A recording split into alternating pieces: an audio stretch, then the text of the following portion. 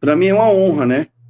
Estar de volta aqui ao Veredas, compartilhando é uma responsabilidade muito grande, né?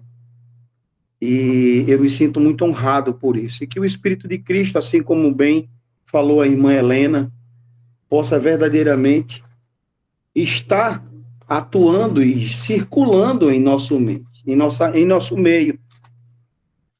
Em cima do que a irmã Helena trazer um texto, no livro de Filipenses, aqueles que tiverem a canetinha e o papel, vão anotando aí.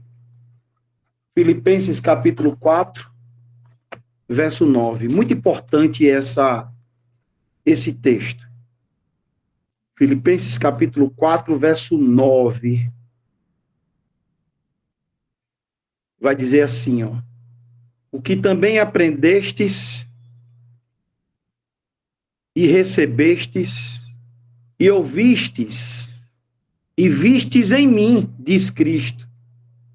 Isso praticai, e o Deus da paz será convosco. Muito lindo esse texto, muito profundo. São as duas grandes características do verdadeiro remanescente agora, nos últimos tempos, dentro do tempo do fim, né? Meu nome é Gley Medeiros, eu sou aqui da cidade de Natal, RN. Me sinto muito feliz por estar com vocês. E o tema de hoje vai falar sobre a verdadeira comunhão. E nós precisamos dessa verdadeira comunhão, né? E essa verdadeira comunhão, ela se reflete no final dos tempos agora, no verdadeiro povo de Deus. Eles pensam diferente, agem diferente, falam diferente, suas obras são diferentes, porque nós não caminhamos na direção do mundo, nós somos completamente na contramão do mundo. E a verdadeira adoração são duas grandes características: mandamento de Deus e divindade. Nunca se esqueçam disso. Para nós darmos aqui uma entrada no nosso tema de hoje, João capítulo 17, versos 3 e 4. Eu já vou dizer que eu sou daquele tempo, que eu sou bem antigo. Eu não sei mexer, passar vídeo e ler. Não, eu vou como no tempo antigo aqui. Vamos falar da Bíblia e vamos, assim, deixar que Papai do Céu fale conosco. Tá certo? Bom, então no livro de João, no capítulo 17, verso 3 e 4, tem algo a nos ensinar, né? Como introdução para todos nós. João, capítulo 17, é a oração sacerdotal. Os versículos são 3 e 4. Que vai dizer assim, ó. E a vida eterna é esta: que te conheçam a ti só, por único Deus verdadeiro, e a Jesus Cristo a quem enviastes. Eu glorifiquei-te na terra, eu completei a obra que me destes para fazer. Aqui é o Jesus falando, né? O próprio Filho de Deus. Essa é a vida eterna, irmãos. Que nós venhamos a conhecer o grande fator diferencial da vida eterna é o conhecer Jesus. Perceba que lá no livro de Mateus, depois anotem que eu preciso ganhar tempo também, lá em Mateus capítulo 7, versos 22 e verso 23, vai haver dois versículos ali, o 22 e 23, muito importante para nós entendermos aqui esse texto. Vai dizer assim, ó: porventura nós não expulsamos demônios em teu nome? Porventura não pregamos em teu nome? E fizemos maravilhas em teu nome? E o verso 23 vai dizer assim, ó: apartai-vos de mim, tais que praticam tais iniquidades, porque eu não vos conheço. Não vos conheço. O conhecer é o ponto-chave para a vida eterna. Entende? Cristo disse agora, que nós acabamos de ouvir em João capítulo 17, versos 3 e 4, que a vida eterna é esta, que eles te conheçam, a ti só, por único Deus verdadeiro, e a Jesus Cristo a quem enviastes. Precisamos conhecer. É o grande diferencial para o povo de Deus no final do tempo do fim.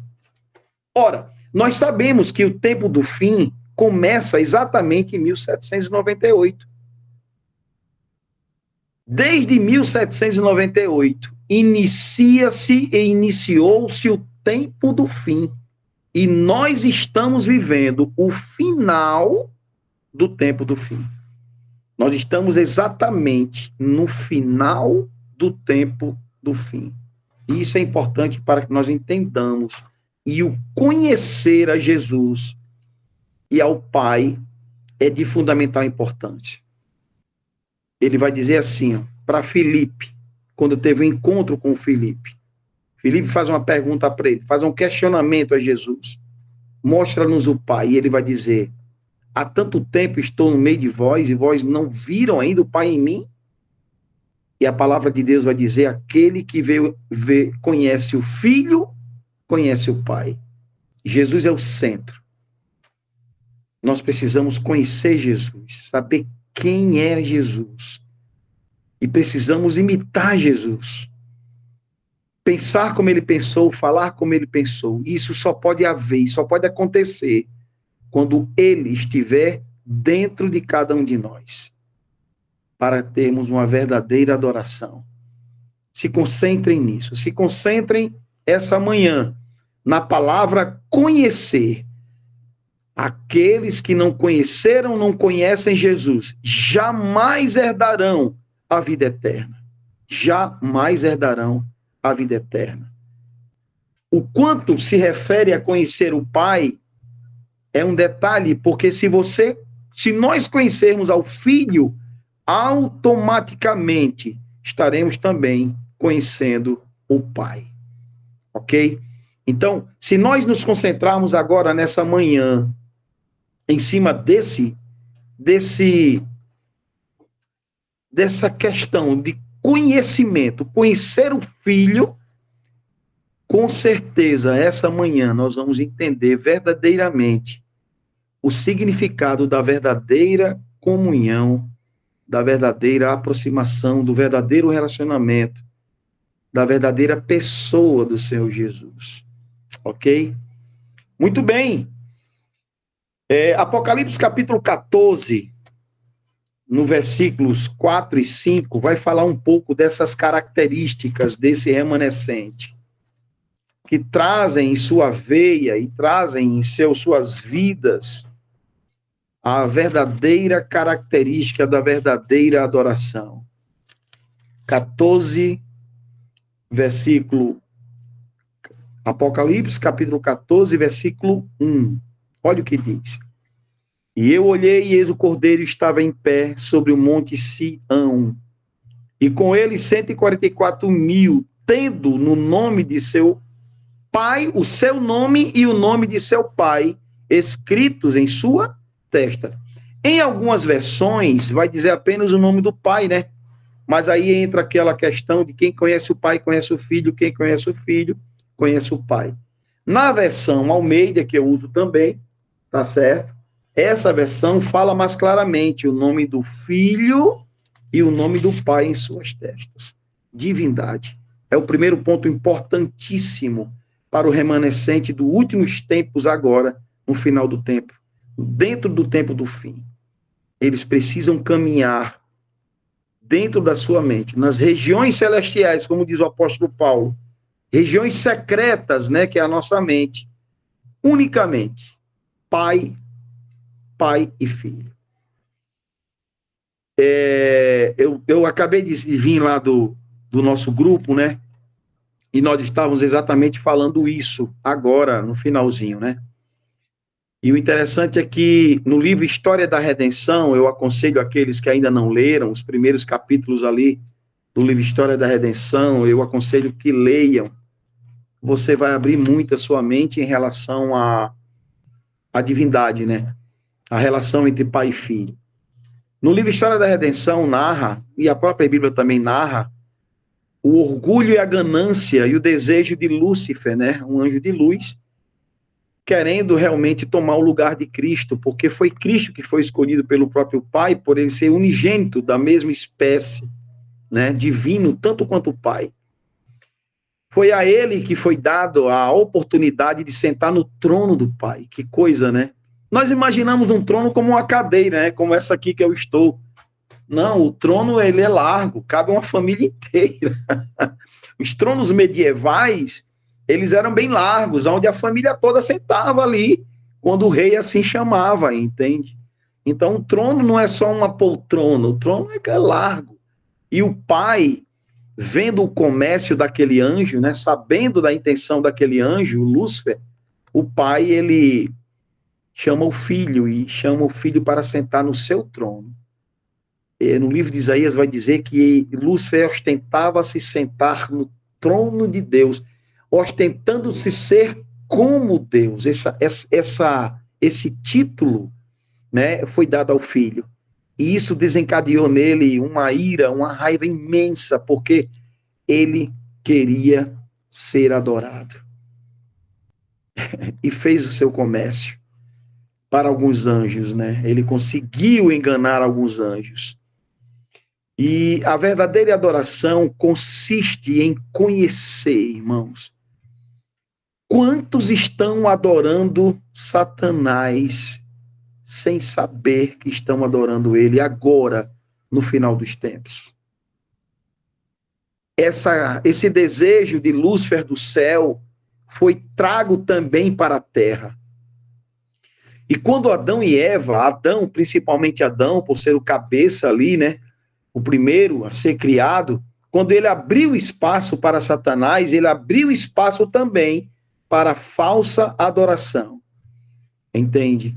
E desde aí então, começou então ali, perceba que as nações vizinhas, logo após o dilúvio, né? Ou antes do dilúvio também ali, as nações vizinhas adoravam a vários deuses, né? Isso já era um plano satânico, né? Para quebrar a verdadeira adoração, que é unicamente, expressamente, dada ao Pai e ao Filho.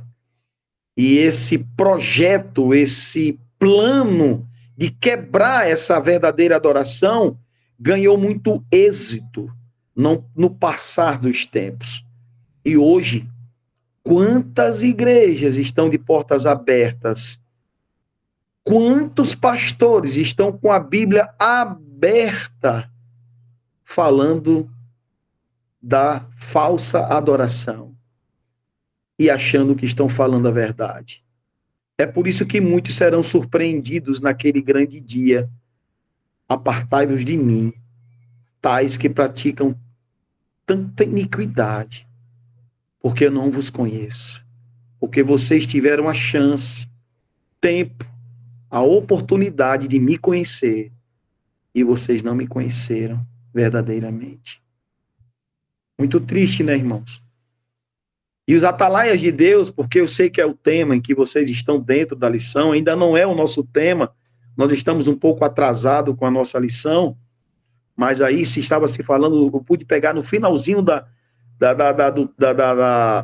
do diálogo de vocês, né, e na oração da irmã, da querida irmã Helena, eu pude perceber que vocês estão trabalhando sobre os atalaias de Deus, aqueles que gritam, que dão o sonido correto, aqueles que são o sal da terra, a luz para esse mundo. E olha, irmãos, tudo que nós conversamos há pouco tempo atrás, lá no nosso grupo, é que nós, como povo de Deus, não podemos pensar como o mundo pensa. Nós, como povo de Deus, não podemos caminhar como o mundo caminha. Nós, como povo de Deus, não podemos agir como o mundo age. Livro de João, 1 João, capítulo 1, verso 3, tem um início de uma linda história para nós entendermos essa verdadeira adoração. O livro de João, 1 João, lá no finalzinho, capítulo 1, verso 3. Fiquem bem atentos, porque a partir de agora nós iremos entrar na Bíblia realmente e ver que essa engrenagem ela é perfeita. A Bíblia se une, tanto novo, velho, ela se encaixa perfeitamente. Nenhum i, nenhum tio, nenhum j, nenhuma história é por acaso. Tudo tem o seu encaixe perfeito. A Bíblia foi inspirada por um ser supremo, assim como também foi inspirado o espírito de profecia. Foi o mesmo espírito, não é? Então vamos entrar dentro dessa história. Eu convido vocês a mergulharem comigo nessa linda história onde o apóstolo, o profeta João, discípulo, profeta, o apóstolo João, podemos chamar assim, ele vai dizer assim, ó, 1 João, capítulo 1, versículo 3. Quando eu li esse versículo pela primeira vez, eu fiquei com muita dúvida. Então Deus foi nos dando sabedoria para buscarmos as respostas. E vai dizer assim o texto, ó, o que vimos e ouvimos, vos declaramos. Percebe que está no plural? O que vimos e ouvimos, não é ele sozinho. Tem alguém com ele aqui, tem pessoas com ele. Ele vai dizer, mais uma vez, o que vimos e o que ouvimos vos declaramos, para que também possais ter comunhão conosco. Sabe por quê? Porque eles tinham a certeza que a comunhão deles era verdadeira. Eles viveram com Cristo. Eles comeram com Cristo. Que privilégio. Eles caminharam com Jesus. Eles conversaram com Jesus.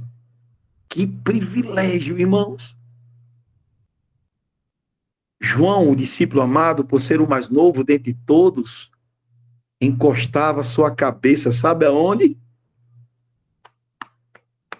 No ombro de Jesus. Que privilégio.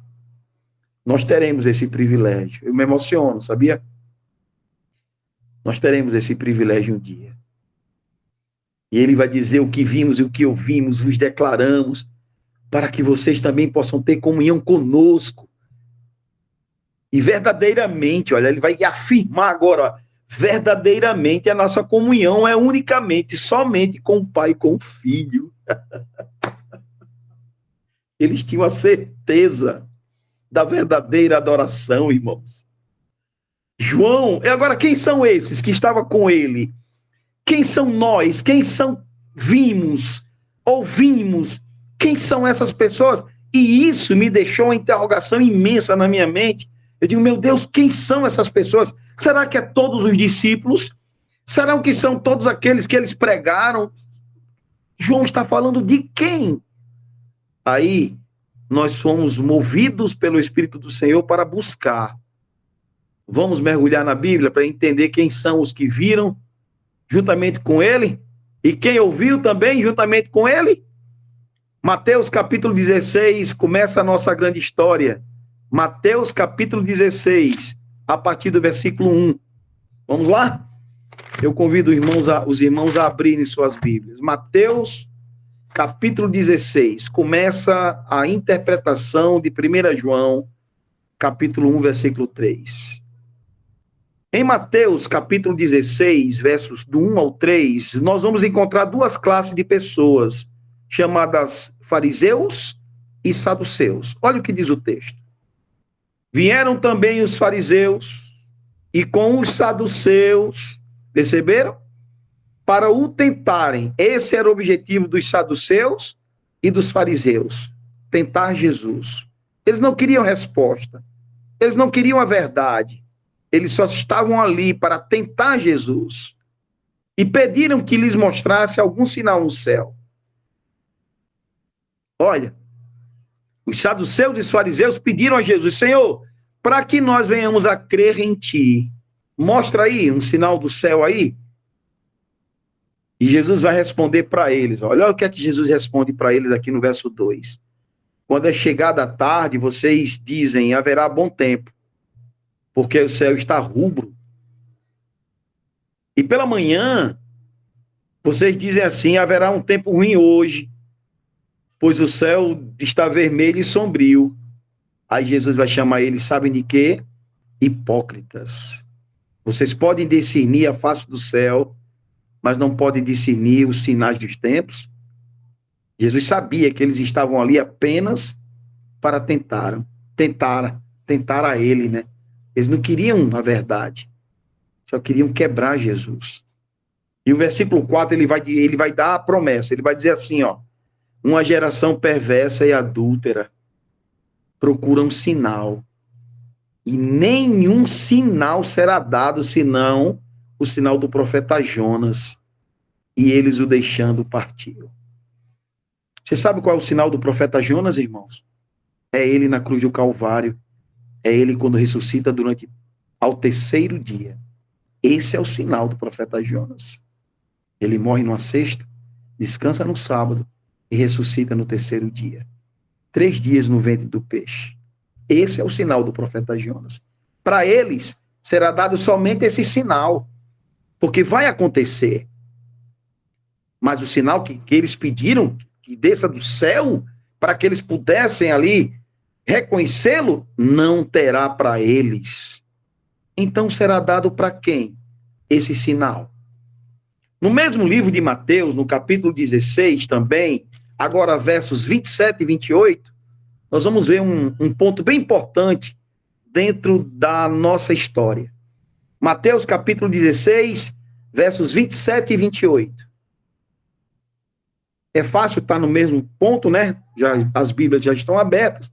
Vai dizer assim, ó: pois que vantagem, capítulo 16, versos 27 e 28. Pois que vantagem tem um homem em ganhar o mundo inteiro e perder a sua própria alma?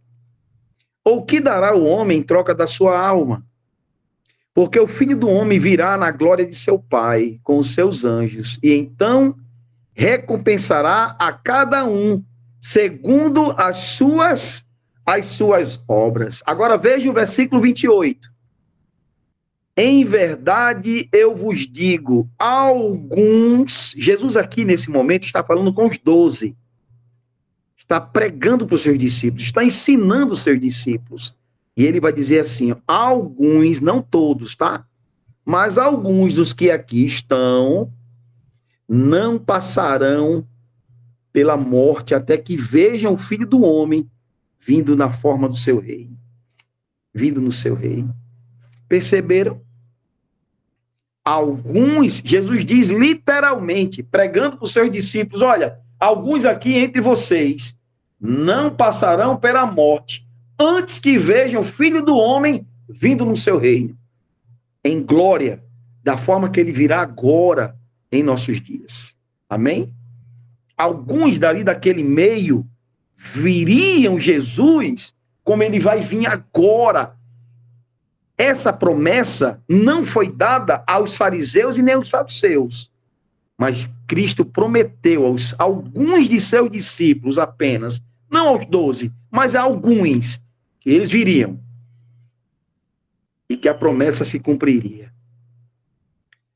Se cumpriria aonde, irmãos? Mateus capítulo 17, do versículo 1 e 2, lá no Monte da Transfiguração, irmãos.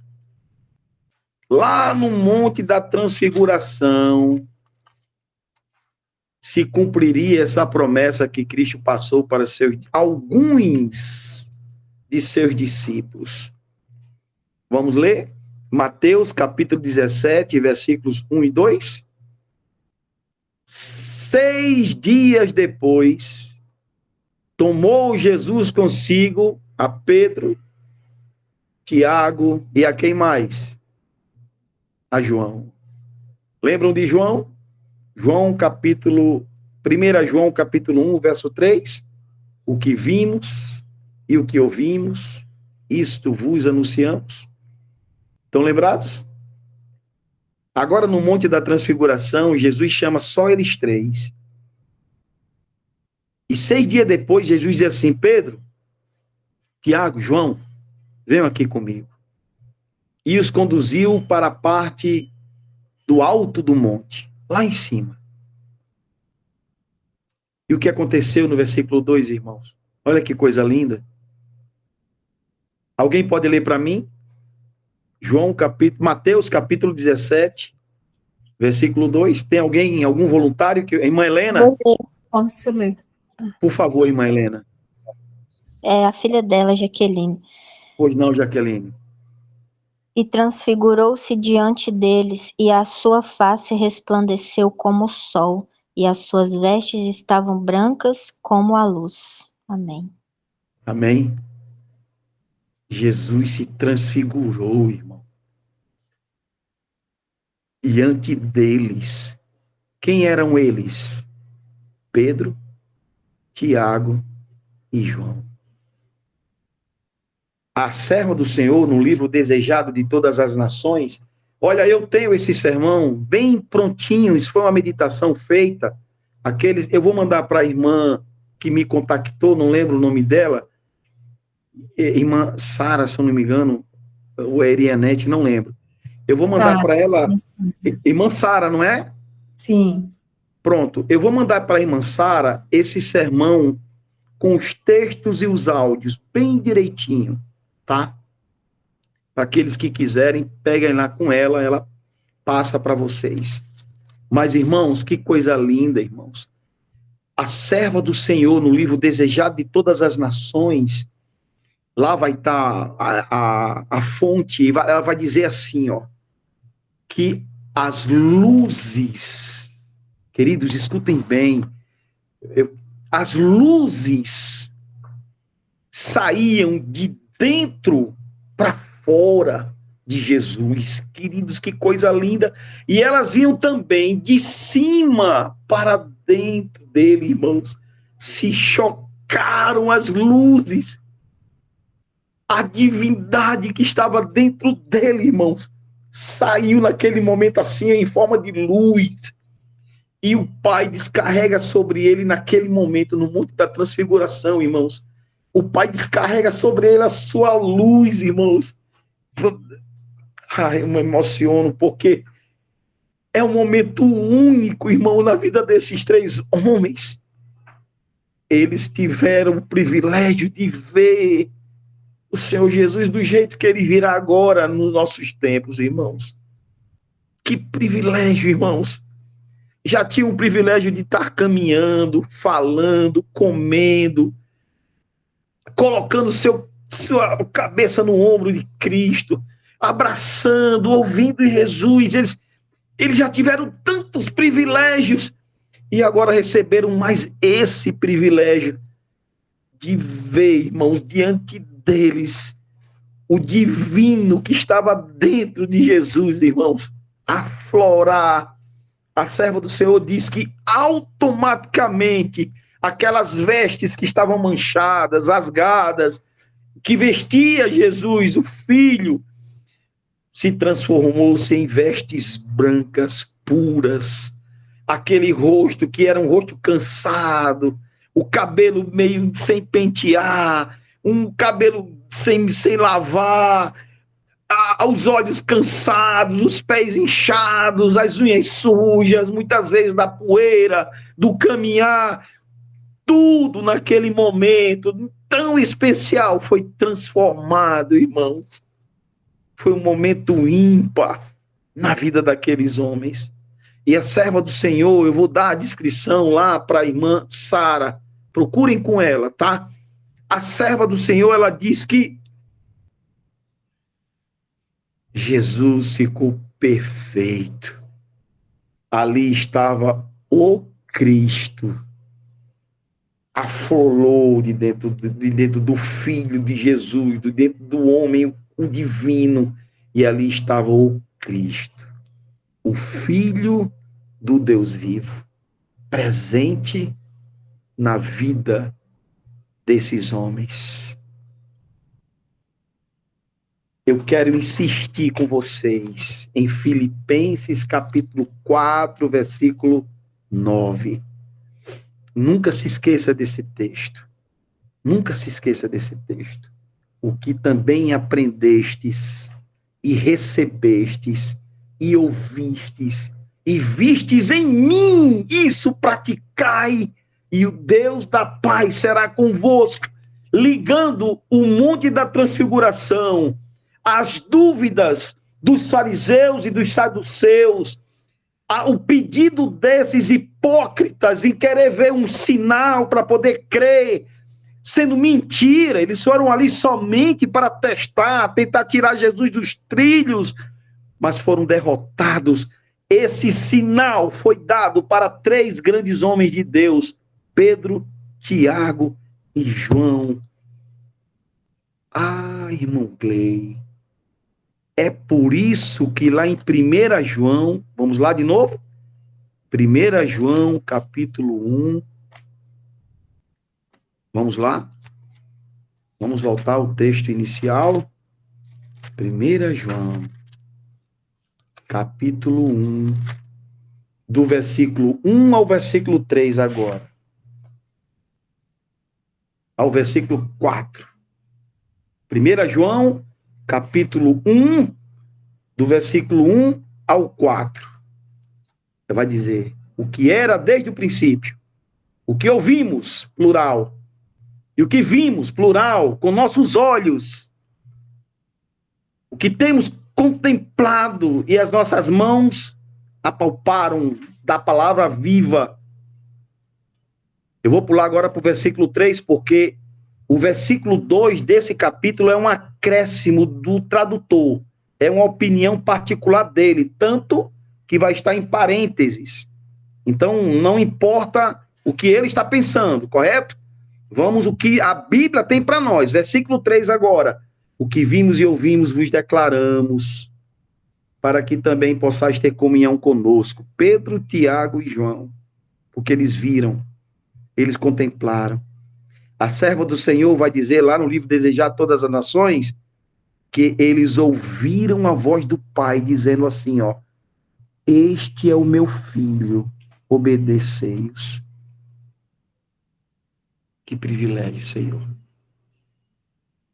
E ele vai concluir dizendo, verso 4, e estas coisas vos escrevemos, para que a vossa alegria seja completa. A vossa adoração seja completa. João está irradiante de felicidade. João está repleto da graça de Deus e anunciando as boas novas para nós, irmãos. Ele está dizendo assim, irmãos, não desistam. Eu vi, nós vimos, nós presenciamos, nós ouvimos. E ele virá do mesmo jeito que nós vimos para se revelar para cada um de nós agora, no final dos tempos. Eu quero fechar esse sermão da verdadeira adoração que nos leva a um conhecer. Somente quem conhece se aprofunda, irmãos. Somente quem tem o poder do conhecimento pode falar, irmãos, com tanta luz, com tanto sal. E no livro de João, agora, não mais 1 João, perdão, no livro de João, no capítulo 1 também. João, capítulo 1. João, não mais 1 João, agora livro Evangelho de João, capítulo 1, verso 1 até o verso 4, vai dizer assim, ó, no princípio é a palavra, e a palavra estava com Deus, e a palavra era Deus. Ele estava no princípio com Deus. Conheçam ele, saibam quem é ele. Todas as coisas foram feitas por ele. E sem ele, nada do que se foi feito se fez. Conheçam ele está gritando. Nele está a vida, e a vida era a luz dos homens. É ele, sim. É ele, irmãos. A base da verdadeira adoração, da salvação, se resume unicamente em um ser: Jesus, o Cristo. Profecia de Isaías, capítulo 6. E um filho se nos deu, o Cristo. E o menino vos nasceu, Jesus. Por isso é Jesus, o Cristo. Amém? A serva do Senhor diz que a humanidade foi coberta pela divindade. Coisa linda. Essa divindade que foi coberta pela humanidade, ela explode no Monte da Transfiguração. Ela se revela no Monte da Transfiguração. E Pedro, Tiago e João puderam contemplar aquilo que estamos aprendendo, aquilo que estamos ouvindo, aquilo que estamos vendo pelos olhos espirituais. E o versículo 14 aqui de João, capítulo 1, o versículo 14 agora, para nós fecharmos, ele vai dizer assim, ó: e a palavra se fez carne e habitou entre nós, cheios de graça e de verdade. Só dá testemunho, irmãos, aquele que verdadeiramente conhece.